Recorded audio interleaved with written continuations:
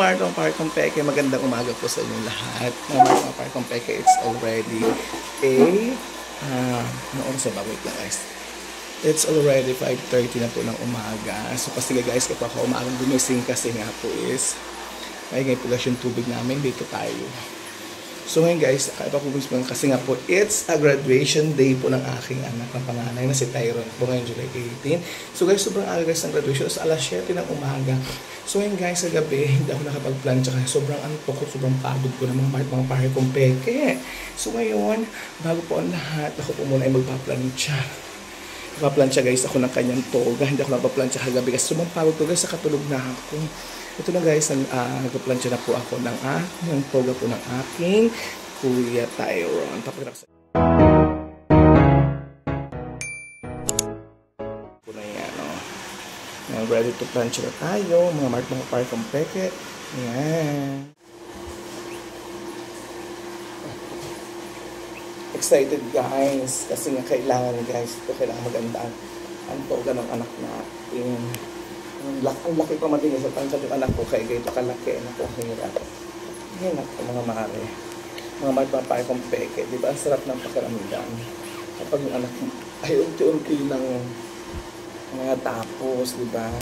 Ito na yung kayamanan na ano mo sa anak mo. At yung ito namang anak mo, ito yung, alam mo yung, sa sobrang hirap ng buhay, ito na yung parang nawawala yung lahat ng pagod at sakripisyo sa iyong mga anak kapag ganitong graduate. Naka-grade 12 pa lang or senior high, ayan, patuloy pa rin tayo. So, college yung anak ko. So, panibagong pagsubok na naman po. So, yun lang. Masasuyo lang mga Parkong Peke. So, update ko lang kayo mamaya. Bye-bye! So, ito na guys. Tapos na. Ayan na. Diba yung hapa guys ko? Sobrang laki kasi natangkad po kasi guys yung anak ko. Kaya super haba sila. Kaya naman mga Parkong Peke, gigisingin ko lang po yung anak ko. At siya kakain pa. Mag-aalmusal pa kami at maliligo pa. Sobrang tagal din guys maligo noon. So yun, mga Parkong Peke, dyan muna kayo at gigisingin ko muna yung aking Kuya Tyron. So yun guys, tsaka pala, ang paloob lang po nila is uniform lang. So na-plancha ko na rin ito. So bale, tsaka kasama po yung pangitaas. So ngayon guys, samahan niyo ako, gigisingin ko muna ang aking Kuya Tyron.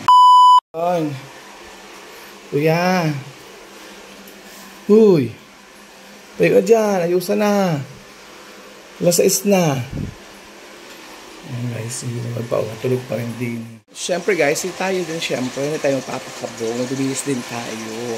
Kahit yung ina po ay nakabihis din, ako rin po ay kailangan ay nandun, magbibihis din po ako. So yung mga Parkong Peke, siyempre hanapin ko na guys yung aking susukutin.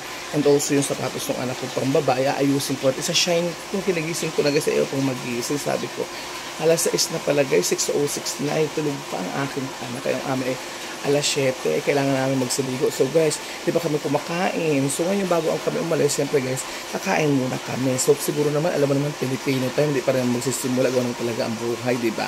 Ng mga Pilipino. Pasabi alas 7, gagawin alas 8 na. Diyos ko, gano'n guys. Pasabi alas 8, alas 9 na gaganapin. So although guys, sila naman ay kasama kasi nila guys ang college, kaya medyo matagal-tagal siguro, abot na siguro mga 3 hours.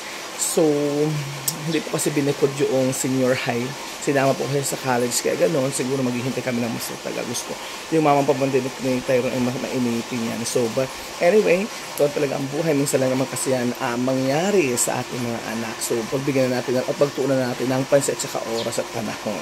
So yun ang mga Parkong Peke, ako muna ay bibili ng aming siguro magkakape na lang muna kami at saka mga pandesal. So dyan muna kayo. At the same time, umuulan pa mga Parkong Peke. Bye-bye for now muna. Bibili muna ako ng pandesal. Kahit pandesal na lang muna. Bye-bye! Guys, ito ano dyan sa pandesal. Harap. Harap ng pandesal dito guys. Super. Napakasarap. Paliit ng paliit. Ang pandesal. Mahal na naman siguro. Parkong Peke, ako naman po ngayon ay tapos na mag-almusal. Ngayon naman po ay maliligo na tayo guys. Pero yung agrado hindi pa naliligo ang taga CR. So maliligo na ako guys. Bye-bye po muna. Update ko na lang kayo later. Parkong Peke, alis na po kami kasi late na kami. Ayan. Ready. Ready na po kami. Ay, naku, natuluan pa. Ready is ready. Picturan pa. Picturan pa kami. O, gora na. O. Guys, umuulan pa. Ay, ano ng buhay namin. Kung may padala naman kayong payo. So, yan, lalakad na kami. Good luck sa amin. Basta na kami. Sakyan na. Ano tayo malate. Guide us, Lord.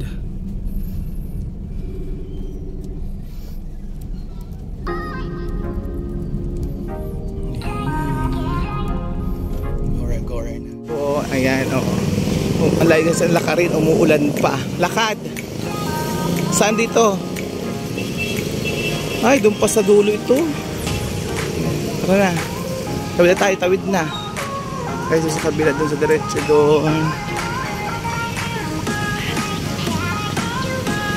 Mapunta na kami.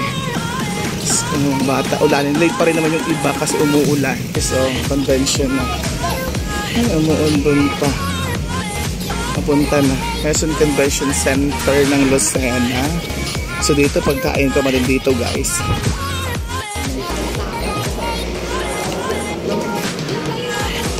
Okay lang yun.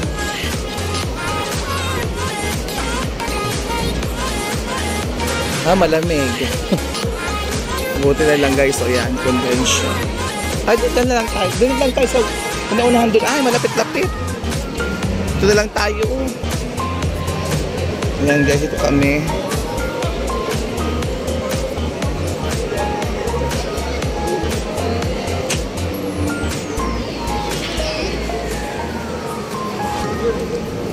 Daming tao na, guys, ready. The camera is ready na. Hindi na daming tao. May ano pa sila, may misa pa po pala, guys. So, 1 hour pa yung misa. Nag-misa po muna 1 hour siguro. Pag may misa sa lobas, muna ako ng CR.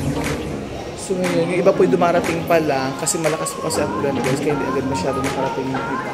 Kasi super lakas ang ulan. So, ngayon, nag-misa na muna pa naman. Di ba yung misa ng graduation? Yung pala po muna yung misa po pala. But anyway, sa Calvary, sobrang pinito sa loob kasi nga po sobrang daming tao, hindi po kaya ng aircon. So yun lang, mga itong part of update ko lang kayo mamaya. Thanks for watching.